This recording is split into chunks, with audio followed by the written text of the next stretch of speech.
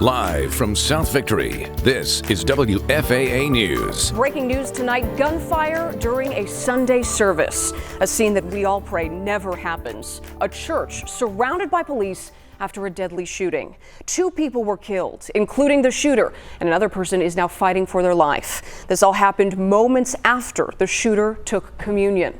This scene is at West Freeway Church of Christ in White Settlement. That is right off I-30 near 820. Our Matt Howerton is there live for us tonight. And Matt, what have police said at this point about the person inside the church who killed this shooter? Well, Marie, at this hour, it's not clear if that person who returned fire, killing the shooter, is an armed security guard working for the church or a church member. In a live stream of the service, you can see him wearing a tactical belt, but this part is clear. If this hero hadn't opened fire and shot the shooter quickly, then the death toll at this beloved church behind me would probably be much higher. The shooter came this morning during the 10 a.m. hour services. He sat in the back the entire time, but during the service, he pulled out a shotgun and targeted 2 people inside. One church member died. The other is in critical condition right now. The shooter was killed when that guard we were talking about earlier returned fire. The FBI, ATF, and local police have been at the scene ever since. We don't know the names of the victims right now. That includes the shooter. We also don't know the shooter's motive or reasoning behind this attack. While that's being looked at, church member John Richardson, who took cover, protected his wife, and survived the service, told us he's praying for the suspect's family. And it was a sad thing that he had to come into that congregation and hurt people, and it's a sad thing that we had to hurt him. But I don't have any hate for this person. We can't have hate for these people. We can't have hate for anybody that does hate for us.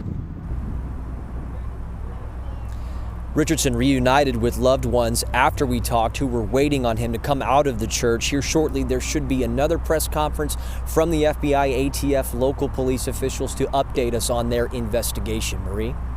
No, there were a lot of people in that church at the time. It's now a crime scene. Have any of those people been allowed to go home yet?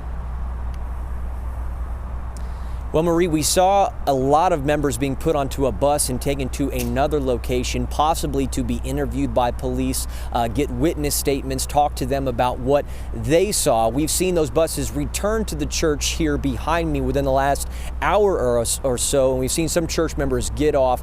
They've had an incredibly long day, losing a congregation member and also knowing that one of their own is in critical condition. Back to you. Of course, Matt Howerton reporting live for us. Thank you so much, Matt. Now, this shooting was recorded on the church's live stream. Out of respect for those inside, we are not going to show you the entire video. We are, though, going to share some key moments that give you a sense of how things played out. Now, this video is blurred, but some of the images and sounds that you hear may be upsetting and are certainly difficult to hear. We first want to show you the moment that the shooter took communion, one of the holiest moments in this service. He returns to his seat briefly. He then gets up and goes to speak to the man who gave him communion. You see him get up here. He's walking toward that man who's to the left there on the screen. And we're going to freeze the video here. This is just before he pulls out a rifle and fire. We want to warn you that the sound of these gunshots is jarring.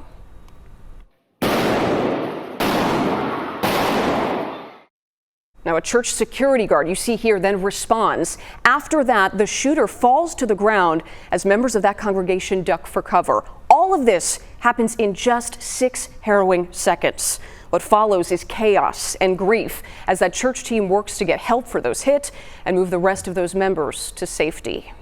In the live stream after the shooting, several church members pulled out their weapons, and they can do that because under Texas law, gun owners with a license can carry a gun in church and other places of worship. That law went into effect September 1st. It was in direct response to the Sutherland Springs church shooting in 2017 when a gunman killed 26 people.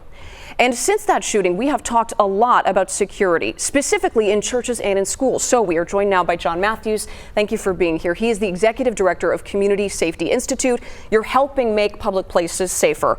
And the first thing you said to me tonight was churches are safe places. That's right. That's one of the things we have to remember. Churches are generally safe places, and they're getting even safer. They're hiring security. They're using off-duty officers. They're training parishioners and congregation members. We work with churches all the time doing security plans, safety assessments, trying to make them even safer. But I want the folks to know, generally churches are safe places and they're taking proactive measures. Really, really important. And we saw that security guard there. We don't know yet who fired the shot that ultimately took that shooter down. But what's your response to people who are in church, who are armed, that can respond at a time like this? Well, he intervened immediately. We saw how quickly the entire situation played out. We'll have to find out more about the motive of the shooter. If he had a primary target, maybe that person that he first shot was a primary target. That happens often in these type of shootings. But the response by the security guard, the parishioners, went off and stopped what could have been a horrific event. If that shooter had turned around and faced the congregation and started shooting, very interesting when you look at the video too, what some of the members did. Yes. We saw them duck, which is one of the best things you can do. They found cover. Bullets are going to be stopped. They were in those thick pews, those wooden pews. They got low to the ground. They got out of that shooter's line of sight. That's what we train parishioners around the country to do. I've been to hundreds of churches all across the nation and said, listen, if you can get out of that shooter's line of sight, your chances of surviving the incident go up exponentially. That's an unfortunate tip, but something good that we can all have to know in our minds should we find ourselves in that a terribly tragic situation. I wanted to ask you, what's one of the most common blind spots in church security? Well, I think the lack of preparation of some churches. Some churches say, listen, we are a place of worship. We are not going to arm ourselves. We are not going to take proactive measures. And I can see, just like schools 20, 30 years ago, no, we're schools. We don't need SROs. We don't need, electronic alarm systems. We don't need metal detectors. Well, unfortunately, in today's age, we do. If we want to protect our parishioners, our congregation, we've got to be proactive. And we've got to take steps, train our security personnel, train our staff, let them know how to react. And I've gone into churches where we've trained entire groups of the congregation and said, here are the 6 things that you do if you ever find yourself in an attack. This is what you need to do. So there's a lot of proactive measures you can take. That's what we encourage all churches across the country to do. Other than getting low, what's one other tip that people should take? The very best thing you can do is if you have the ability to exit, to get away from that gunman, exit, find cover or find concealment. Get out of that shooter's line of sight, and you're going to be better off. If that shooter can't see you, he can't shoot you. Okay. John Matthews with the Community Safety Institute, thank you for your time and those tips. We appreciate it tonight. Thank you. Governor Greg Abbott called today's shooting an evil act of violence. He said places of worship are meant to be sacred, and I am grateful for the church members who acted quickly to take down that shooter and prevent further loss of life.